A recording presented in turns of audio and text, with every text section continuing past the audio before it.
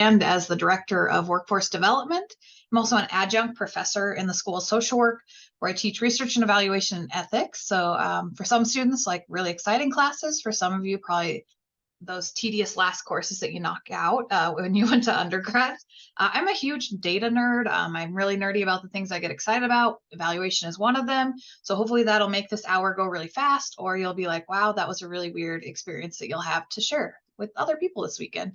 I also love Microsoft Excel and PowerPoint and other things. And so I'll try to keep my animations and other things to a minimum during the presentation.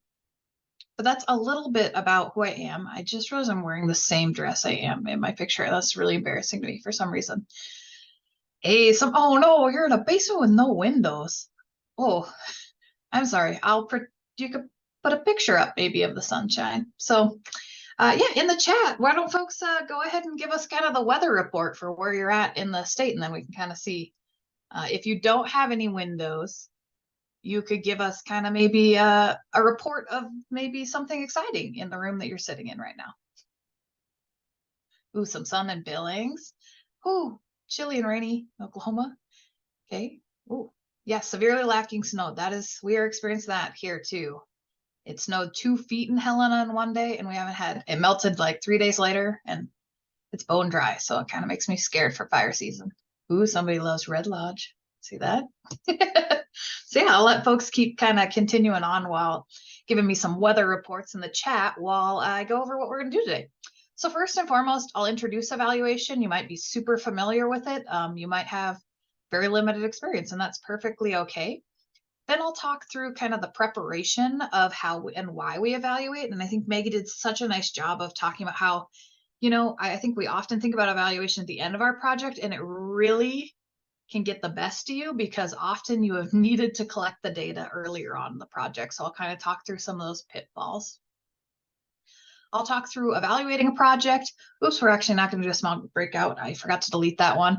I'm going to try to get you to talk to me in real life on Zoom, which I know some of you do not enjoy. So hopefully there's a couple of you. And then we'll talk about using your results, and I'll give you some examples from a real life project that I've been working on for 4 years.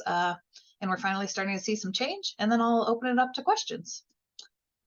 So if you ever see me looking down our way, it's because I'm looking at time, because I get very excited and soapbox, and so I just want to make sure that you get all of this information, get out of here when you need. So introducing evaluation. So what is evaluation? Maybe in the chat, maybe if let's go for 6 to 8 people. What do you think evaluation is? Like, give me like 1 or 2 words. I should have used Mentimeter, but then you would have been balancing your phones and your computers, and that could have been hard. Okay. Oh, examining how you did. That's great. Okay, let's go for 3 more. What do you think evaluation is? Or have you ever seen an evaluation? Anybody ever done one? Oh, come on. An assessment. What is good and bad? Yeah, that's pretty good. Figure out community needs, examination of the baseline. Yeah. Well, look at this. Y'all are pretty familiar with evaluation.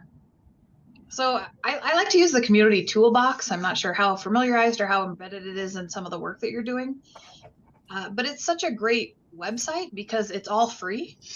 They have samples of any and everything that you can do, and it's super accessible. I'll drop the link to the chat here in the chat here in a minute. I'll have to look it up. But really, they define evaluation as a systemic investigation of the merit, worth, and significance of an object or effort, which I think is pretty neat. But I think oftentimes when we talk about evaluation, often folks kind of start to confuse research and evaluation. And so research is really often, if you have an undergraduate, master's, or a more advanced degree, you'd know like research is often seeking to prove, it's generating new knowledge. It's often driven by the researcher, like themselves or yourself.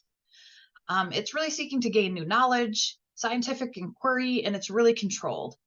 And it's really fun, and I definitely enjoy that part of my job, but I definitely favor evaluation because it's really not necessarily about proving why something is happening, but it's really focused on kind of quality improvement. And so evaluation really seeks to inform decision making. It's really focused instead of on the researcher and the researcher's needs, but the stakeholders. So that could be the clients or the populations you serve, the communities at large, or the funders. And so it's really focused on more of this community-based power sharing about what's driving this need to improve. And also, whereas research often is about creating publications to increase knowledge, which is super important, evaluation is really about improving programs or changing policies. And so those are kind of the differences, because I think we often use those words interchangeably when we talk about evaluation, but evaluation is really its own subset of work that's very separate than research. So why do we evaluate? I would say because it's like the most exciting, fun thing that you probably do in your time of service or in your work, but you might disagree. So here are some other great reasons. Our funders more and more are requiring that we prove that what we did works. And so we often need to satisfy that. It also helps to create a narrative or a story for the community to share about the need of the program and how it's improving folks, which really often helps to drive that forward and can increase funders or increase participation in the program. It also helps us to figure out if our program's effective. I don't know how many of you have volunteered or worked at after school programs, for example, and I will say that's some of the most rewarding and enriching time that I definitely spent in my 20s and early 30s. But I don't know how many of those programs that I volunteered for ever evaluated the effectiveness of their program beyond, we gave 17 snacks to 17 kids today. And so it's really about digging deeper about what are the outcomes of your program. It also helps you identify areas of improvement. Evaluation, I think, often gets a bad rap of pointing out things that aren't going well, but if we don't know what's not going well for our clients or our population, it's really hard for us to serve them. And it's often hard to step back and take a critical look at what we're doing and strive to improve, because we all want to do our best and often think we are doing our best, which most of the time we are.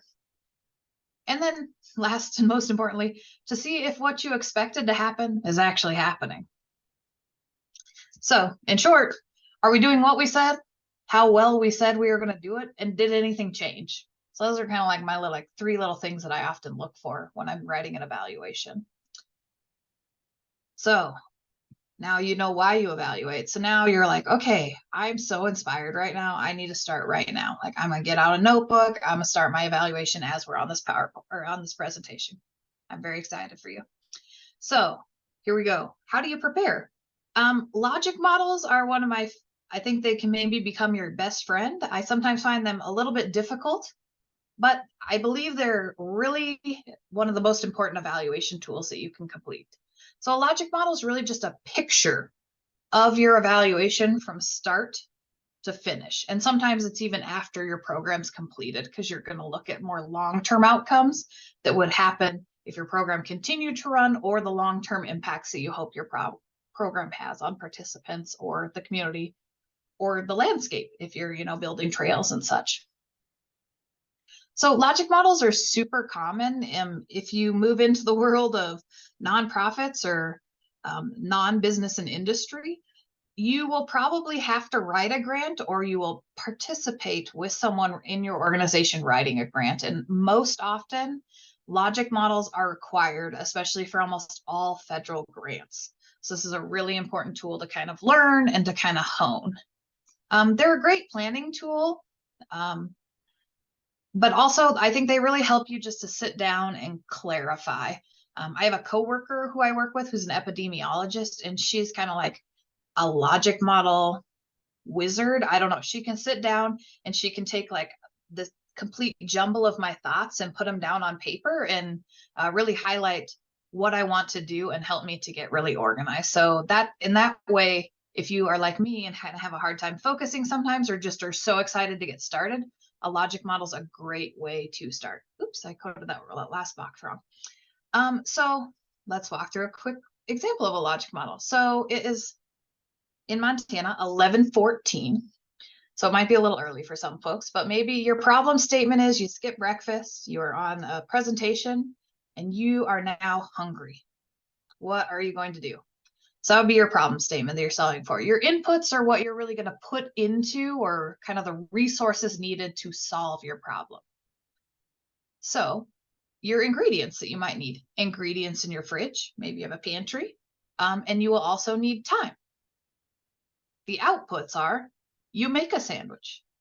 You also would need to eat the sandwich because just making the sandwich would not resolve your hunger problem.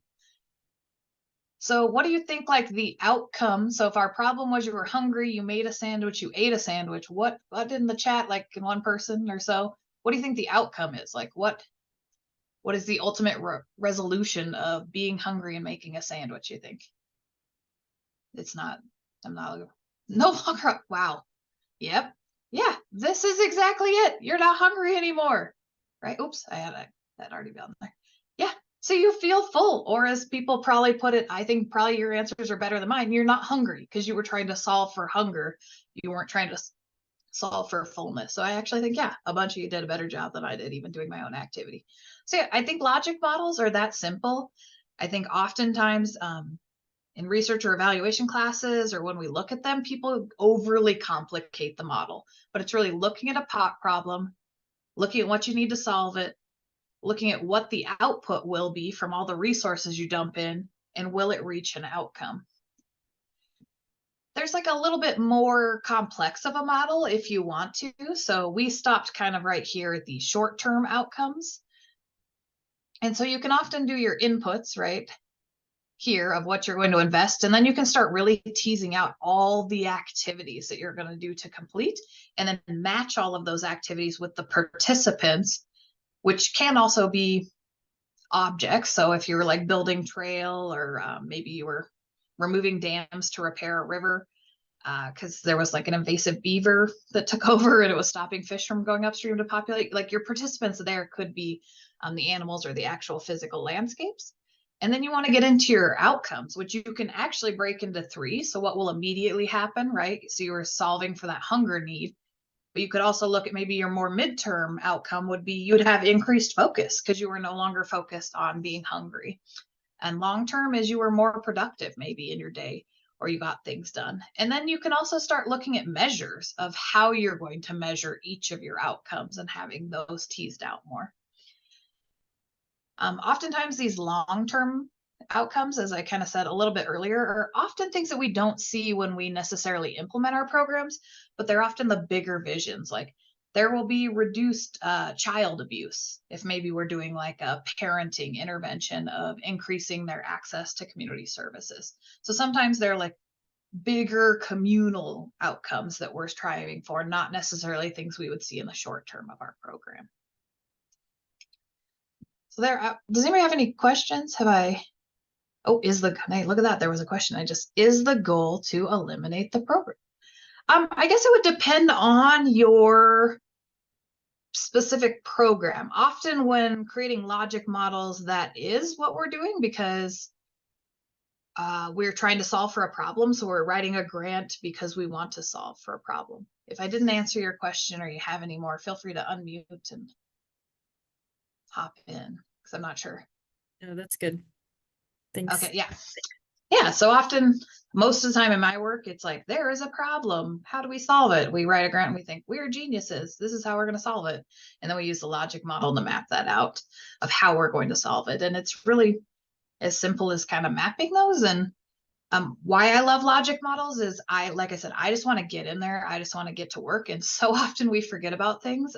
One of the biggest things when I was a trainer full-time, oh God, almost a decade ago, is that I ran after school programs. I set up after school programs and various things. And one of the common things I often forgot to think about was space.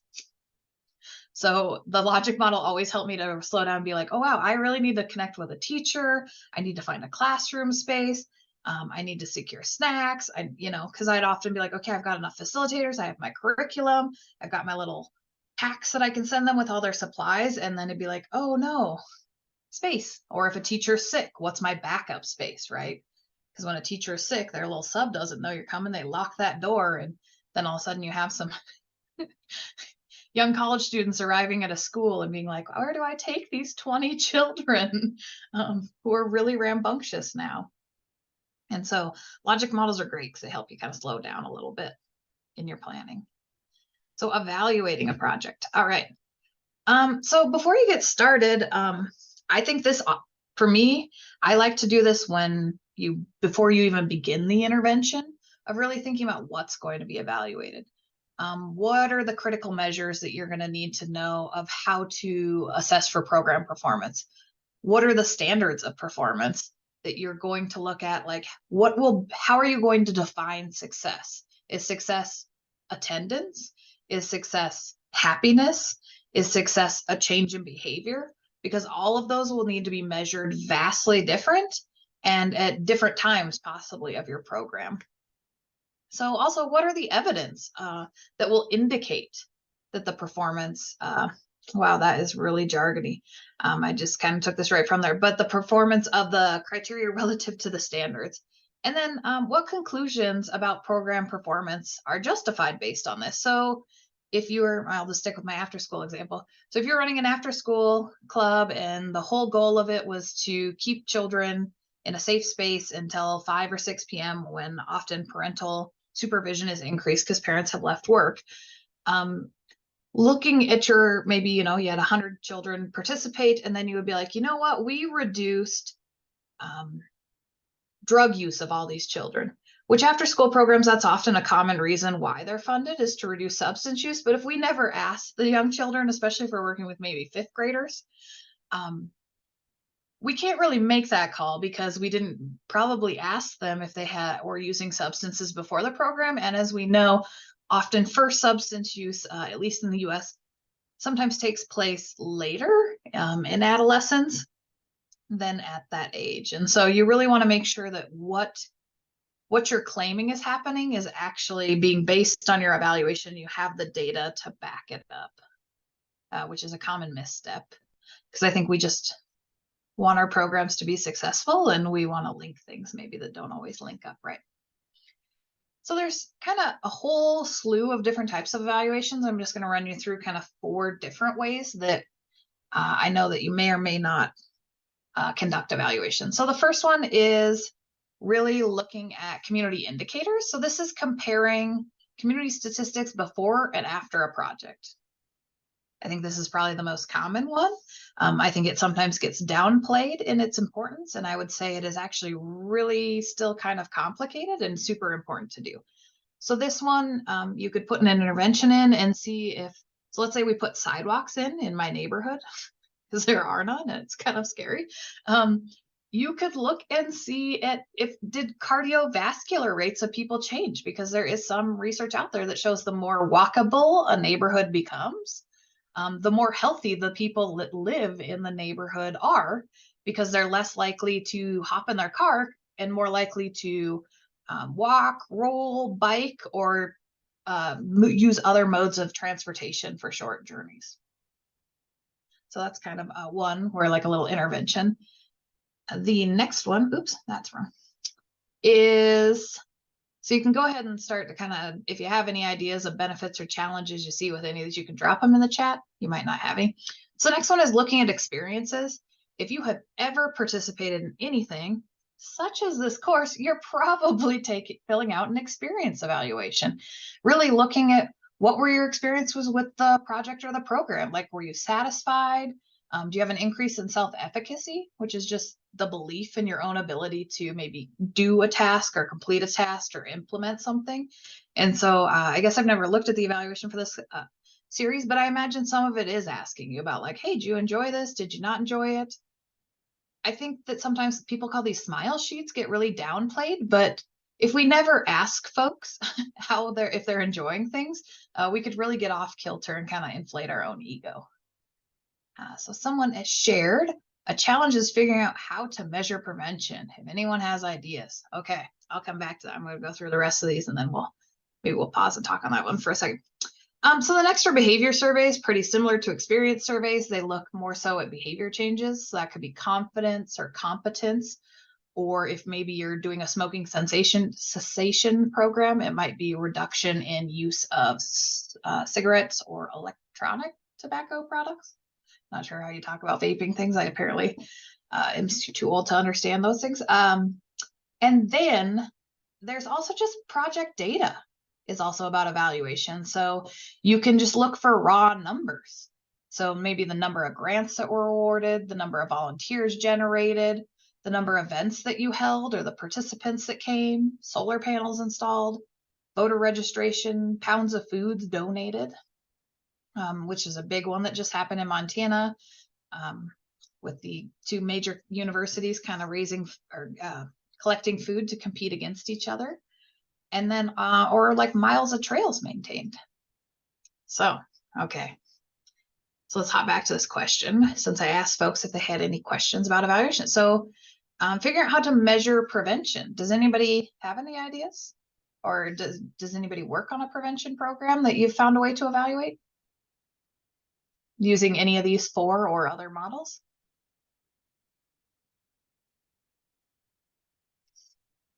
You know, I love this, like, it's like Zoom, it's like, I'm not unmuting myself. So I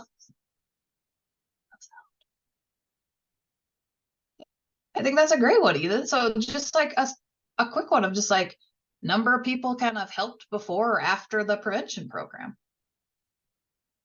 Is there like a certain type of prevention program or a certain type of prevention work that you're trying to measure? I have specific ideas. It's yeah, it's mental health, so behavioral Oh, mental. surveys. It's a good Yeah, idea. that is a good one. Sometimes you can even use like secondary data, which I mean, you have to implement your program for a long time, but that's a great like baseline sometimes to get started. If you're working with young people, especially, there's the youth risk behavior survey. For adults, there's kind of a counter survey, but depending on the state that you live in, they ask great behavioral health questions and some might not. But that one, yeah, you could design some great questions. I would maybe look into, there's this great place called Google. And I would just even try Googling like behavioral health surveys, behavioral health examples. I think that so often we think we have to recreate the wheel and we have to create something like really unique and innovative, but there are tons of researchers and evaluators out there that put a ton of their tools that have been validated or that they've used many years over out on the internet for free. And I think those are always great baselines to start using and then to build off and customize. And so I think that when you're doing evaluation, before you get started, don't ever hesitate to Google or to try and go out and find other people's examples, because oftentimes you'll find a PDF of a project that's almost mirroring what you're going to do in your community. And in the back end will be all their tools, their logic model and other things. And I'm not saying like, woo, yeah, plagiarism, like go out and have the best time of your life. But I am saying like, that's a great place to start and then customize to meet your community. And if you take significant amount of content, certainly like, cite it in your report or give credit where credit's due in the future. But there's a ton of great behavioral health interventions and surveys. Oh, okay. So there's other things in chat. I gotta go catch it back up. I'm a slow chat reader. Okay. Whoa, whoa, whoa, whoa. I ask and then you answer, huh? Behavioral service would be great. Community indicators. It would be good. Okay. They keep coming. I just take my finger off the scroll. So access to screening and treatments. That's a great idea too, is just a great way to evaluate is looking at, do folks actually have access to treatment facilities in your community? So you might have a great need for behavioral health services or intervention, but if there aren't in your community, that is an evaluation. You're kind of doing like a landscape analysis, and you might find like, wow, we have this need, but we can't meet it. So can we use telehealth or other models to meet that need? Which telehealth's a little bit up in the air. Like some insurances like Medicaid, Medicare aren't covering it. And so that's another great way to think about stuff. So a challenge might be difficult in community. Oh yeah, 100%. I'm going to get into that one. So somebody talks about a challenge about a community that fears change or people that are unfamiliar to them. And so I'm going to kind of get into that part of being successful at an evaluation is often finding gatekeepers who are trusted members of that community that can kind of help you get in and can also help you vet either your evaluation tools or your plan. So if you're at a university or a large hospital, you'd work with an institutional review board to protect human subjects. But beyond that, you also want to find people who are embedded in the community, who have lived experience, so you don't go in and kind of do harm to people while also trying to help them. A challenge is finding stats, surveying broadly. There are so many cool and publicly available data sources out there for finding statistics. Depending on your state, it can vary greatly. Montana has kind of removed some of theirs from their website, but if you're working with youth, I would say the YRBS, or the Youth Risk Behavior Survey, is your go-to number one best friend in that case.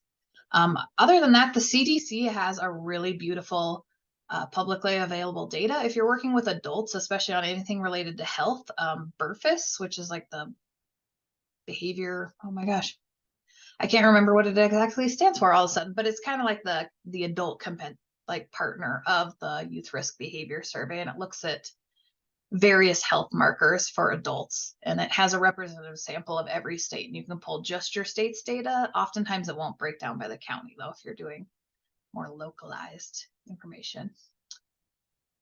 And so I'll kind of come back to some of those, but okay, socially desirable. Yes, lots of good stuff in the chat. So if you aren't reading the chat, you should probably open it, because folks have a lot of really great ideas of kind of benefits and strengths of doing evaluation. And so I'm going to hop back to one of the questions earlier about kind of when I was speaking about gatekeepers. So we really want to make sure that whenever we do evaluations, they are inclusive, accessible, and equitable. And so really what I mean by that is we want to make sure that we're engaging our stakeholders. So I think so often when we run a program, we're maybe meeting with our partners or the people who will be implementing the interventions, and we have the best intentions. We want to solve for a problem. We want to help people, but we often aren't getting the voice of maybe the people who we are going to be giving the intervention to or working alongside in the intervention. And so this can be really hard. Some more and more organizations I'm seeing have kind of people with lived experience either on their board of directors or are creating sub work groups in their organization of clients that they serve. And those groups are great to go to when you're doing an evaluation to really kind of vet out your plans. And so first and foremost, to be successful in any evaluation is you really have to establish trust. This not only is within your organization that folks believe you're trustworthy and are capable of doing the work, but also that you are going to be able to mindfully work with people. I think it's in Montana, at least, my organization, we often partner with indigenous communities and tribes to do research and evaluation. And there is an immense reason why those tribes do not trust our organization, especially coming from the University of Montana. So oftentimes, having that little emblem can open doors. For other folks, that emblem can carry a lot of historical trauma, a lot of shame, and a lot of stigma. And so there have been multiple accounts of researchers, not only on our campus, but on campuses across the entire continent, of folks that have really done harm to people by either misleading people of what they're collecting. For example, when some folks went down and were trying to work with people in the Grand Canyon, they took a ton of their blood and they told the tribe, hey, we're just going to try and, be solving for why folks in your community have higher rates of diabetes. Instead, they did a ton of digging in their blood and connecting things. And they published a whole article about how incestual the tribe was based on the genetics that they were seeing. And so that really, those things send shockwaves throughout communities. So it didn't only immensely harm that local tribe and that local community, but it creates a general feeling of distrust of researchers or evaluators for all sorts of marginalized communities. And so I think we always have to try and find someone in that community to build relationship and rapport with, and also be willing to pause and reflect and really think about why we want to know the information, or is it important to be asking certain things in our evaluations? Like, are we doing it to increase our knowledge, or is it something that actually will improve their lives? And then that also comes into data sharing. Like when you're done with the project or the evaluation, do you own the data or does your organization, or are you going to share that back with that community that you are working with? I think often having those conversations with the folks you're going to work with can kind of ease some of that. And so the three ways that I really think about establishing trust is getting formal permission or invitation before coming. And so especially whenever we go to make trips up to reservation communities or even in rural communities, we do a ton of legwork before getting permission to come. We don't just arrive and be like, hello, we'd like to have a meeting. And so it's a lot of relationship building, communication, connection, understanding the norms and the culture of either that rural community or maybe that reservation area before we head up to start doing that work. We also often try to build trust with community leaders. So these can be formal community leaders, such as like a tribal council or a city council person, but they also can be people in that community that the community sees as a community leader. So an informal leader who actually has a lot of power in the community. And then we also try to think about where we have meetings. So often, in Montana, we don't have, especially in our rural areas, there isn't a lot of meeting spaces, but we have to think where we're going to meet with people, because certain meeting spaces can carry different connotations for folks. So when I worked in Missoula, Montana, there's oh my gosh, I can't even think of what it's called. It's like there's like a big area that everybody always goes and meets. It's called Fort Missoula. It's now mainly park area, and it's quite lovely. And they've done a really great job at landscaping it. And we were holding a community meeting in there one time, and there were all these historical photos on the wall. And I walked up there with one of my colleagues, who is Japanese and Korean, and I had no idea because I wasn't from Missoula, neither was she. And we realized Fort Missoula actually was a Japanese internment camp. And so it kind of completely changed the entire feeling she had about holding meetings and being in that space. And so we have to be really mindful of where we connect with folks, because I had just seen this as just like this park area with a couple of random buildings on it. And so really thinking really well. Granted, you would probably never have maybe that extreme of a case, but certain buildings and places do hold kind of historical meaning as a strength and historical meaning as a challenge for many of our communities. So maybe in the chat, how have you all built trust working with folks? And it doesn't necessarily have to be about evaluation. It could just be in various roles when you've kind of come in to partner, if you've never done evaluation. So you could think about when you've partnered with someone or come in as a volunteer or worked with new folks. How'd you build trust?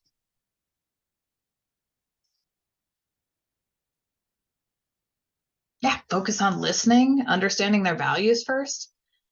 Yeah, that is not something I do well as a chatterton. And I'm always working to improve. Coming ready to listen, super good. Told people why I'm there and the meaning of the organization. Wow, how often do we miss that one? That is such an important thing. I think we so often get eager to jump in and do the work and forget to tell folks why we're there or kind of the purpose. Preparing for the meeting, yeah, learning more about folks, that's completely important. Listening, using empathy. I'm the organizer, not the director. So acknowledging you're the outsider. Yeah, that's a really great one. I wish I had known many of these a couple decades ago when I started in the field. Making sure you're seen with the community. Yeah, that's great. And not making empty promises. Getting introduced by a trusted community member, 100%. I love finding and meeting gatekeepers. Ooh, I will learn from you. Ooh, that's a great phrase to use. That's a really good one. A follow up with progress and notes. That's wow, these are really good. I wish I could import all of you into a research and evaluation class that I teach in the fall, because sometimes the undergrad social work students I teach are like, this doesn't matter. Why is this important? And you all have such great ideas here that I think would just be such wisdom to share with them. So the next step of creating an evaluation is using your results. So I think too often, it hurts my little evaluation heart. When we do evaluations, people, write really long reports that are really cumbersome, and then they just get shelved or they end up in somebody's inbox and they never get put to work. So I would always advocate that when you're also creating an evaluation, you really start either from the design of your evaluation or partway through to really think about how you're going to use your evaluation. So of course, you're going to talk about program success or project success, shortfalls, participant experience, staff and volunteer experiences as well are super important to capture. And you can do those through focus groups or surveys. So that's really kind of thinking about that assessment piece. So that's kind of a key to the heart of evaluation. And you also often need to think about how you communicate those findings. So will you be sending grant progress reports? Will you be producing an annual impact report? Will you be doing a fundraising request to other folks? I think all of those are super important.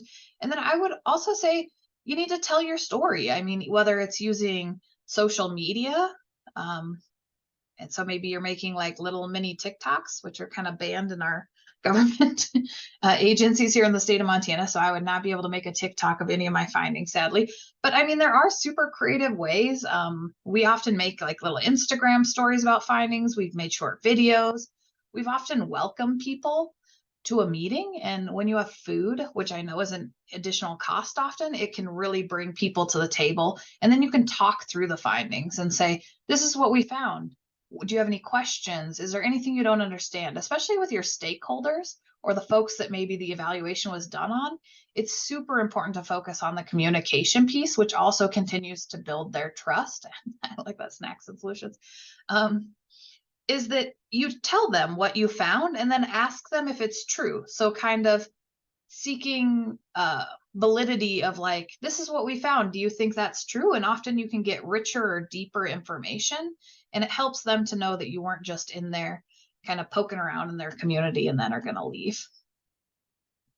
So I will give you now, oops, I was trying to look at the time and I'm looking at the weather on my watch, a real life example. So I evaluate training programs a lot. I've been working with one agency at our Department of Public Health and Human Services for many years. And so in the short, so this is kind of like part of our like logic model here. So in the short term, we were really looking at things for workers in the agency. And so when we were doing the evaluation, we really wanted to know, were people having a positive reaction to the trainings? We were hearing that many of the trainers at this agency were boring. They were wall-to-wall PowerPoints. They were giving people breaks. And genuinely, the learners didn't understand why they were going to the training. What was important is these folks were learning skills to work with high-risk kids and families. And so we also wanted to assess if they had increases in confidence in practicing the skills in the training, because part of these trainings were supposed to be highly engaging and interactive, and we wanted to know if that was happening. We also wanted to know if they felt that there was a perception or they felt supported. So once they left the training, they felt their supervisor supported them going and helping to further them to gain these skills once they were back.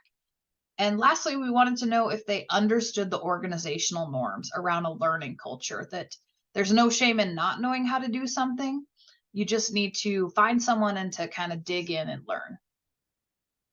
The agency had short-term goals of having data about how their trainings were going. They had never evaluated their training. This agency is 60 or so, I think, years old. And so they really thought it was time to start moving into a data-driven decision-making model. They also wanted to start looking at regions. So Montana is a very large state and has a pretty unique culture, or at least we claim to as Montanans. That's kind of like always our thing, is we're so unique. But our regions are very different. So in our eastern region, we have a few reservations and we have our largest city. And in between, we have some regions that have, so there are 6 regions, the way the state is broken up for this agency. And there are some regions that don't have any metropolitan areas and don't have any large towns. Some of them don't have any hospitals in them. And so we really needed to also look at our regional data, because if we're trying to improve like connection to resources and improve outcomes for high-risk kids and families, we also needed to kind of be able to regionally look at if there were differences or trends. then we started to look at kind of some intermediate incomes, like was there fidelity, as in like, did the trainers do the training the same every single time? Did it improve? Were there shifts in learner focused? Did the agency become more learner focused? Were there more policies created around supervision and support? Because we didn't just want workers to feel supported, we actually wanted to change policies to have supervisors support their learners more. Long term, this is like the hot button if you're at all working in training right now, or worker retention. We want to decrease turnover. In Montana, we're having like record turnover in all sorts of positions, especially those working public facing with kids and families, because they're often not paid that well and they're very high stress. And so in turn, by decreasing turnover, we want to increase the length of employment, because the longer folks stay, the smarter they get, and then the better they are at working with kids and families. We also wanted to increase our clients' protective factors. We wanted to create more sustainable living situations for these folks. We wanted to create lasting connections to adults for the children. And we wanted to ensure that these families' needs were being met, which really was all dependent on the quality of the worker. So some key findings that we found. So I put the findings up here from 2022, and then I'll give you a little brief update on what we have found this year. And so last year when I ran the report, about 1 in 3 workers, though this is that was the 3rd year of the evaluation, still had less than a year of experience working with kids and families before they came to the agency. So this group of folks work with the highest needs kids and families in our state. And so this really helped us to realize that we need to really think about hiring. So we had to get ahead of this. So it's not only about increasing the skills of the workers, but when we realized how young this work, or inexperienced, and I don't mean that in a mean way, but how inexperienced these folks were with any experience working with kids and families, we might need to screen better upon hiring to find folks with more experience coming into the placement. We also realized most of the people that were being hired were identified as female and were under the age of 30. And why that's important is that it creates kind of the value in society of this work. Oftentimes some more female dominated positions aren't valued as much. They're not paid as high, at least in the state of Montana, when we look across them. And also these were younger folks, so they may not have children of various ages. Like I would argue most people under 30 don't have teenagers and may not have experience how to parent, and so would have a really hard time coaching parents with children with difficult behaviors, how to do that if they were under the age of 30. It also means that a lot of those parents, when a very young looking worker appeared in their home, did not take that worker serious. And so no matter how qualified or trained that worker was, they were just going to be dismissed by the family. We also found that most of the workers would leave if they were offered a higher salary. It's probably not surprising to you all, but it kind of validated what we had thought about kind of their wages, because that workforce hadn't had a wage increase in, I think, a decade. And as many of you may be experiencing in your communities, Montana has had a kind of a housing boom, and our cost of living has significantly increased since the pandemic, with most folks' rent tripling. So if our salaries are not adjusting, it put further strain on these workers who had really hard jobs. They also, less than half of them had supervision, and a quarter of them never got their new worker manual, which was supposed to be handed to them in their first day of work, or within the first week is the goal. And these folks were exiting training. And so they had been in the job for at least a month by the time we asked them. And so we were still seeing kind of significant challenges with how we were onboarding new workers.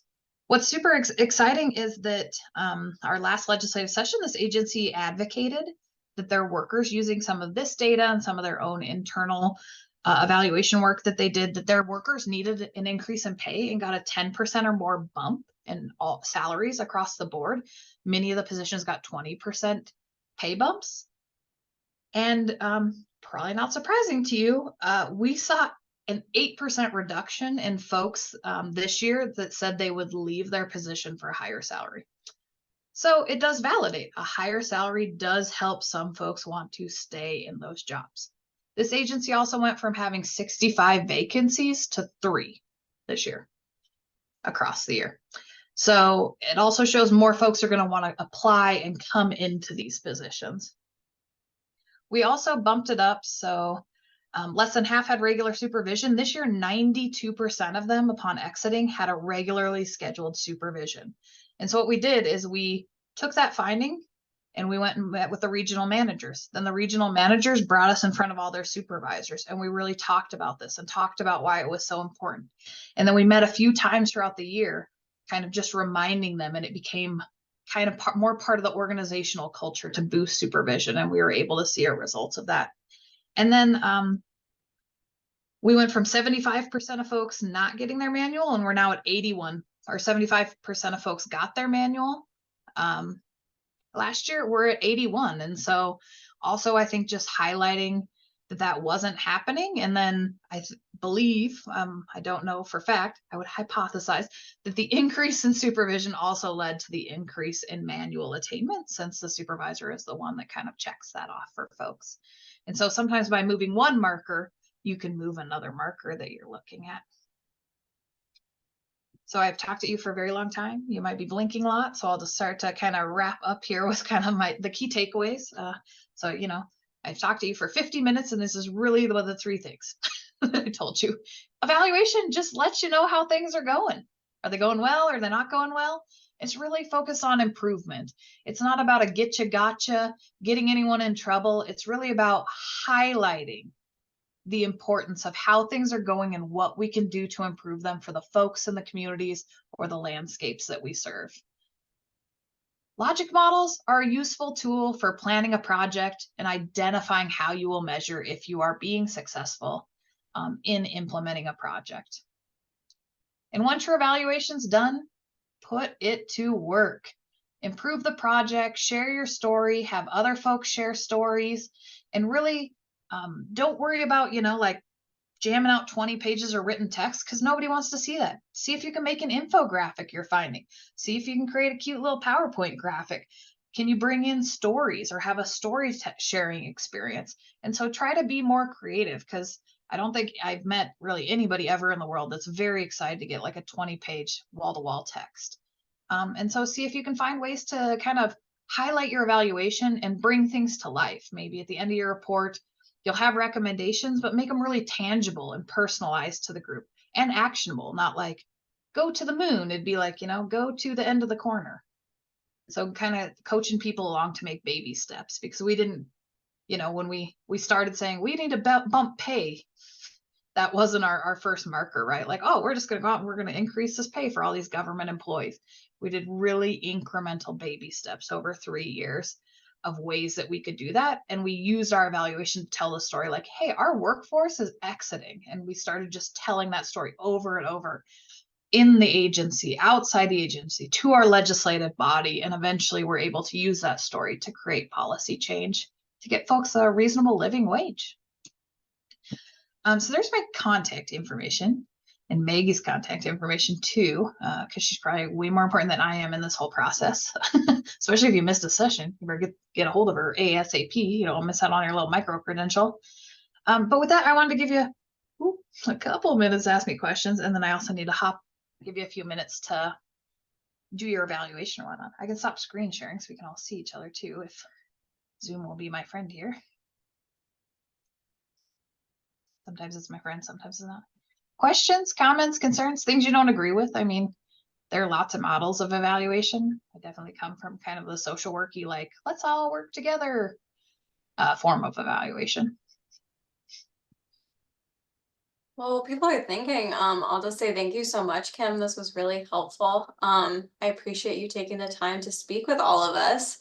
And thank you to everybody for showing up to the final session of CBI. I appreciate all the participation throughout these past couple weeks. I know it's a big time commitment, so I hope that you guys got something valuable out of this. I loved all your comments throughout every session. And yeah, if you have any questions about completing surveys or attendance, please don't hesitate to reach out. My contact information was on that slide, and I'm sure I've sent you quite a few emails these past couple weeks, so you have it there as well. But yeah, stay in touch, everybody. Thank you for showing up today.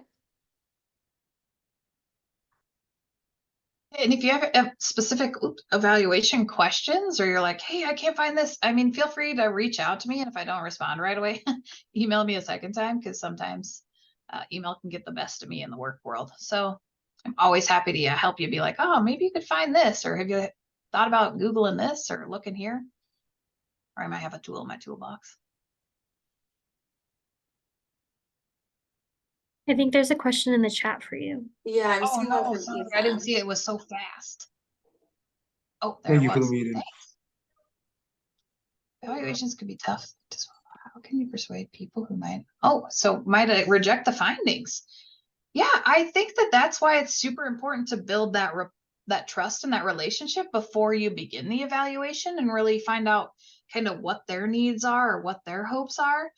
I will say, I come from the world of social work, and I don't know how familiar many of you are with our world, but we're a really strengths-based profession. And so even when things are negative, I always try to kind of like, we often frame things in a positive. So I could be like, 25% of people hated the training. It'd be like, you know what? 70%, 5% of people had a really great time. And we need to figure out how we can move the needle on that other 25. And so sometimes it's just all about how you're presenting it. And also reminding folks that it's not about finding out what's not going well to be punitive or to punish folks. That was redundant. I'm sorry. But to kind of shame folks, but it's really about kind of reflecting on where we need to improve. And oftentimes you'll look at evaluations or evaluation findings, and they're just grumpy people that no matter if you gave them $1 million and a cupcake to come to this training, they still might be like, this was awful. And so you also have to somewhat take things kind of with a grain of salt. And I think it's just about helping people remember why you're evaluating.